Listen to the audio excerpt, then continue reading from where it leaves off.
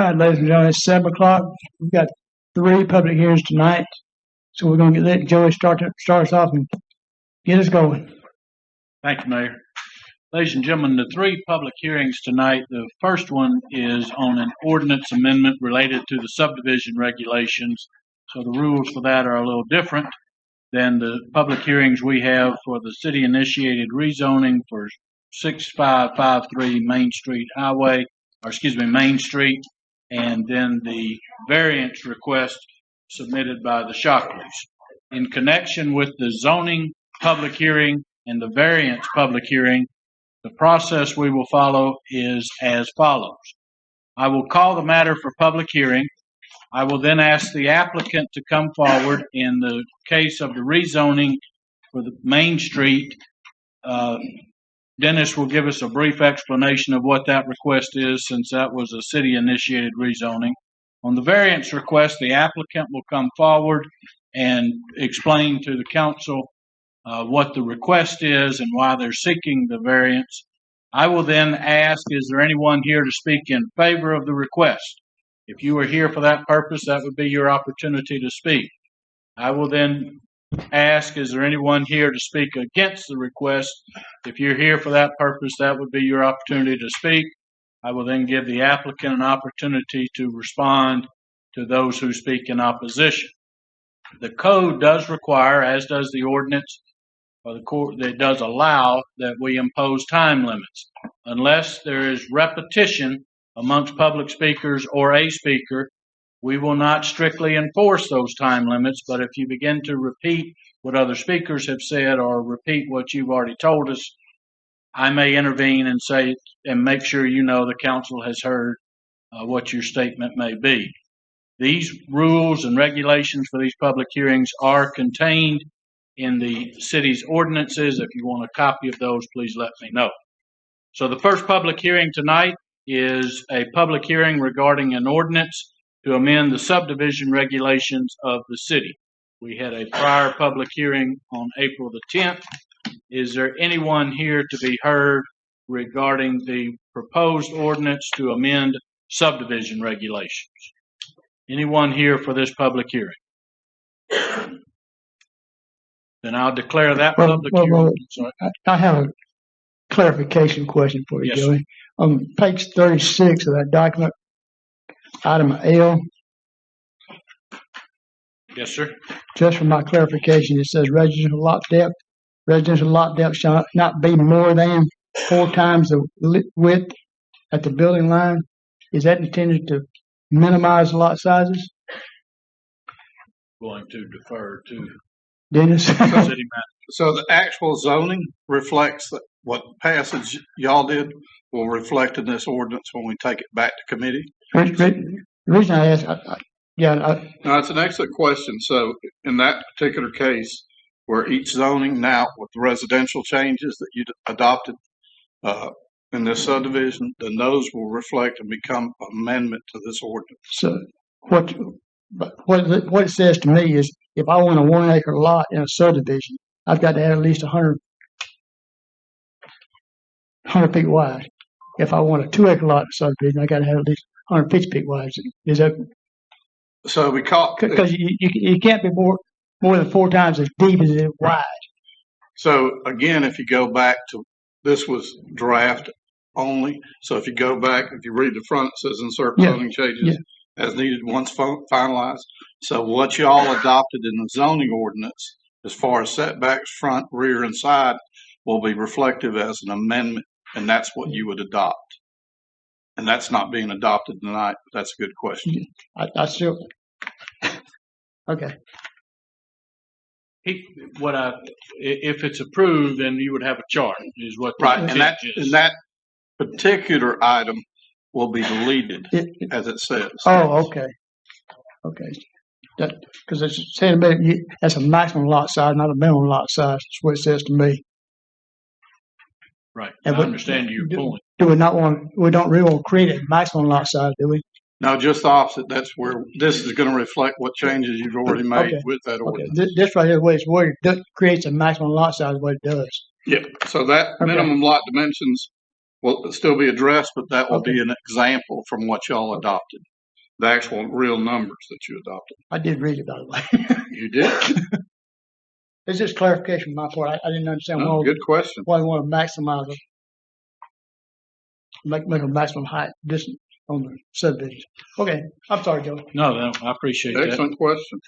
Yes, still at the public hearing. Come up, please, sir. Tell them your name. We know your name, Felton, but so we can keep our minutes. How you doing? Felton Ridge Road. Now, when y'all adopt this for the subdivisions, is that just for the subdivisions only? Not for people out here with a little smaller lots sizes, considering, the subdivision, when y'all draft that? Is that gonna be just for the subdivisions only? It's subdividing a lot. Any property, yeah. It's subdividing any property, no matter. Yeah, but ain't these rules just for subdivisions only, No. not out through the city itself? No. If somebody has two small lots or a lot right beside their house or anywhere else. For instance, I own 3 acres on Athens Street. If I wanted to subdivide that, I had to obey these rules. If I wanted to subdivide that property, I'd have to follow these rules. Does that help clarify it for you? No? Should be just for the subdivisions only. Current definition of subdivision under the proposed ordinance is the division of a tract or parcel of land into 2 or more lots, building sites, or other divisions for the purpose, whether immediate or future, for sale, legacy, or building development, and includes re-subdivision and leaseholds of property, but not buildings, and when appropriate to the context, relates to the process of subdividing or to the land or area subdivided. The exempt subdivisions of land are divisions of land that have characteristics that are exempt from review and action by the Planning Commission or the planning officer under the subdivision regulations. It will not require the city of Lula to issue permits for construction if the resulting lots or parcels fail to meet any of the other regulations of the city. And obviously, it would not apply to a previously subdivided lot. That's your question? Joe, I'm sorry. I'm not trying to take all your meat, honest. No. This is for public hearing, and so I'll declare the public hearing closed. And so the matter is before council as you direct. And if I understand right from Dennis, it's expected it'll be sent to committee before it comes back to council now that we've had the public hearings. Thank you, Joey. The next matter for public hearing is a request submitted by the city of Lula for property located at 6553 Main Street, tax parcel 09066008005. It consists of 0.09 acre. The matter is before the council about whether to rezone the property from R2, which is the moderate density residential district, to HB, which is highway business district, to allow general business uses. This is a matter that the council directed to be placed for rezoning before the council on the ground that it's been used for those purposes, that is for business purposes rather than residential purposes, for as long as most anybody can remember. I will ask Dennis to give the council a brief explanation about the application. So the property itself, Joey recognizes the size, is 3,700 square feet. So for those that are familiar, up front of Main Street, 2nd Street, and it's Joey well pointed out, for as long as everybody can remember, it's been non-residential use. So, but the property itself, non-residential, those in the room, we're not sure, we don't have any record like when that was done, but we do recognize property use not best suited for residential right now. Very small lot. Council gave consideration to change that property rezoning for highway business. From our perspective, from the staff, the challenge will always remain the lot itself, being able to satisfy all the requirements. For example, I would give you it's very limited space in the amount of building square footage they have. The challenge would be trying to think good example might be along the lines of, if you want to put a drive, well, there's not adequate space for a drive. So what might it be best suited for? Our permitted use still have to meet the requirements of parking along those lines, frontage to the property. So this should open what we understand is the challenge trying to market that property because it is currently zoned residential. And why we came back to the council and asked their consideration to do this in the house. Question: currently zoned R2 residential. Anybody here to be heard at this public hearing? Anybody in favor? Anybody in favor? Yes, sir. Come up for us, bro. I appreciate it. I understand. I'm in favor of having the businesses stretched out through Lula, on Main Street. But there's two concerns: telephone pole in the middle, then gas tanks. So they take that into consideration. Thank you. Anyone else here to be heard at this public hearing? Yes, ma'am.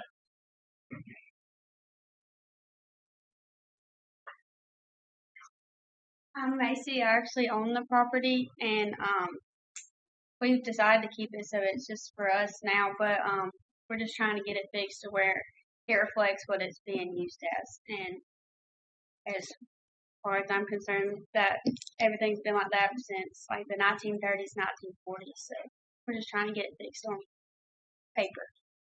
Because I have had a business license, and everything I do with it is commercial for the past 4 years, and then everyone prior to me has as well. Thank you. Anyone else here to be heard in favor of the request?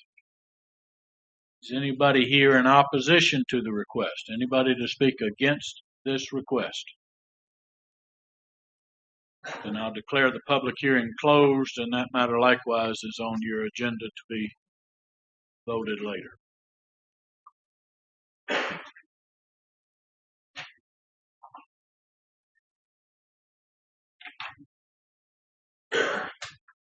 We have one more public hearing.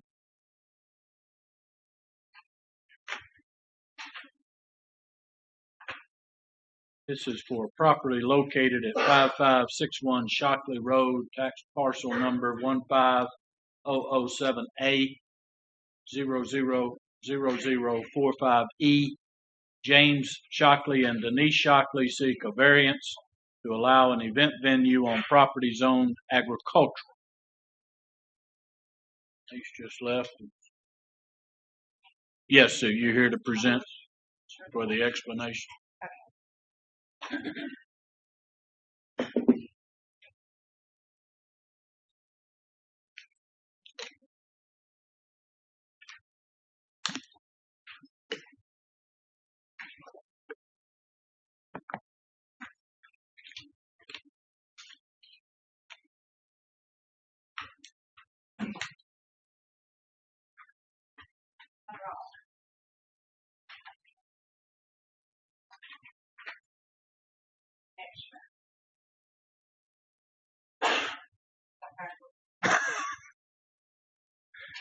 It's been Monday all day. Hasn't it?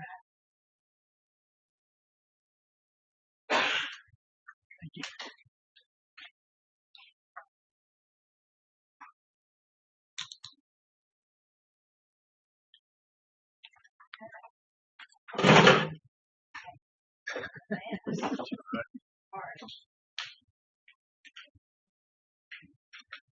It's a little different being on this side. I got used to being on that side, and now. Okay, so I am looking at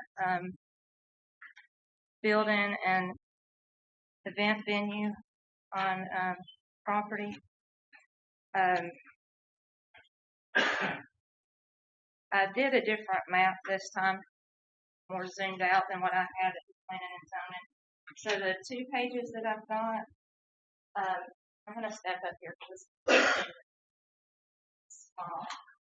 So where the X is, where I'm wanting to locate the venue, that lot, we also own the highlighted lots on this property, that is highlighted across our property. So I just wanted you to kind of see. So we have the three parcels there. It would be that center parcel over the edge.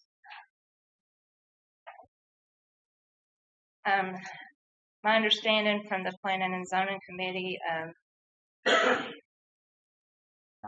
it not Planning and Zoning? I'm sorry, Planning and Zoning Commission meeting.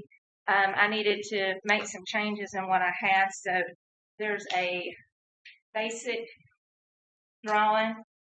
So what I've done, if you the highlighted part there, that will be an area to store farm equipment and attachments in. That would be a 20 by 40 section on one side of the building. It would be mostly for weddings, mostly weekend use, and hopefully a time to, I guess I should turn this, a time for homeschoolers. I want to open up to homeschool programs, get in touch with some homeschoolers and maybe have some homeschool programs through the week. But some of the things that I'm looking at would be Friday and Saturday. All music would be cut off at 10 p.m., cleanup by 11. Sunday through Thursday, if it would be rented out, music would be off by 9 p.m., cleanup by 10. No alcohol allowed on the premises.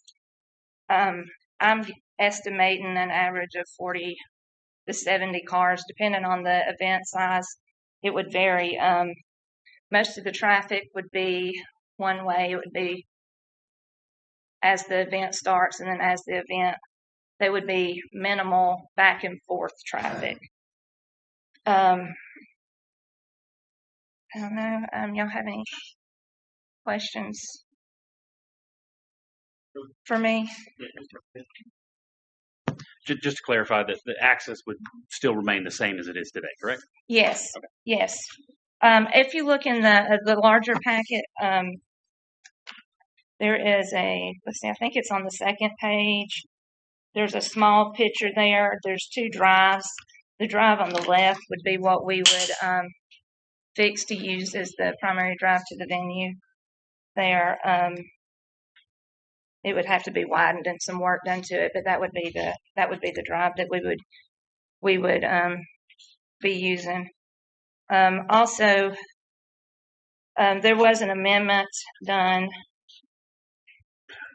in 2021 to allow agriculture entertainment events on ag property. I'm just asking. I'm not asking for a rezoning of the property. I want it to remain ag. So that's what I have. Thank you. Anyone here to speak in favor of the request? Anyone here to speak in favor? Is anyone here to speak in opposition to the request? Anyone to speak against? Come up, please, ma'am. Hi, my name is, sorry, I don't have a voice today. My name is Renee Shockley. I live at 5550 Shockley Road. And this was heard 2 weeks ago and denied by the lawyer that y'all hired. So I just want to put that out there. He's already listened to this. And I didn't know they could give recommendations to change things either. So I have, please review the two definition of variance as defined on page 31 of the zoning ordinance. A variance should not be a free pass from regulations or a tool to subvert zoning ordinances. Profit is not a legitimate reason for a variance. On the variance request questionnaire, I'd like to state how Ms. Shockley's response to question 1 did not answer any of the questions. Question 3 did not answer the question in its entirety either. A variance should also state what your hardship is and why the agricultural zoning ordinance affects you, which was not done by Ms. Shockley. So I ask, what is the hardship? In section 2309 of the zoning ordinance 031813-A, it states, a variance may be granted in an individual case of unnecessary hardship after appropriate application in accordance with section 2305 of this ordinance, upon specific findings that all the following conditions exist. The absence of any one of the conditions shall be grounds for denial of the application of the variance. in Section 2309, conditions 1, 2, 4, 5, and 8 are not available, which should lead to denial. Please note there are several items not handled in Section 2305, 2, 3, 5, and 6. In Section 2306, only 1 and 5 have been met. The variance will indeed change the area and neighbors will suffer. With a 150-person event, I would say there'd be a roughly need for 100 parking spaces, thus making 3/4 to 1 acre of agricultural land used for just parking alone. How will the property handle the rain storm drainage with parking being gravelled and unpaved? How will the ADA codes be handled regarding parking since this will be a commercial business? Will there be a traffic impact study done, environmental impact study done? Where is the full site plan drawn to scale for new constructions and site development work with setback dimensions? Where's the building footprints and parking layouts for setback reductions? How can we approve a variance based off of a Google image picture and the statement of this is what I'm thinking or would like to do? Is it really that easy? Our land taxes will increase even more. Lighting and noise with DJs and bands will be an issue for events. We have no police department in Lula to handle these issues at events. Shockley Road is also not designed to handle more traffic than a car going in one direction without another car having to push to the side or into the grass. This necessitates safety issues. It has also been the road that no family has ever wanted anyone to come down before. Shockley Road has a school bus stop on it. The bus nor the garbage men can come through our road as there's no way to turn around. We have an autistic child living on the road amongst other kids, which will cause safety issues. After a 150-person event ending at 10 p.m., attendees will literally be sitting on Shockley Road in a line, causing horns to be heard, loud music, etc. During the 30 minutes to an hour for them to clear the road, no one would be able to exit or enter the road we live on, another danger and nuisance. I'd like to reference two statements Ms. Shockley has been quoted as saying, one being the first sentence on page 21 of the 45-page investigation. Ms. Shockley states she lives on Shockley Road and it was not a heavily traveled road. And the second quote is from a meeting on 3/20 at 52 minutes and 33 seconds regarding a specific zoning plan. She stated, if I lived there, I would not want that there. So please quote another Ms. Shockley in saying, I live here and I don't want that there. Pleading to the Lula City Council, city officials, and zoning committee to not allow this variance request to go through, which would really be a commercial rezoning on agricultural land. Thank you. Thank you.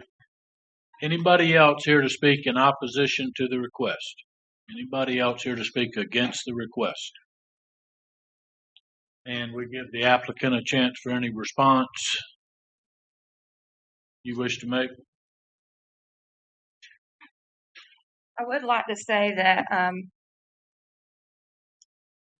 according to the amendment that was done on 2021, as long as I met the requirements to the building, I don't think I actually had to request a variance for the property.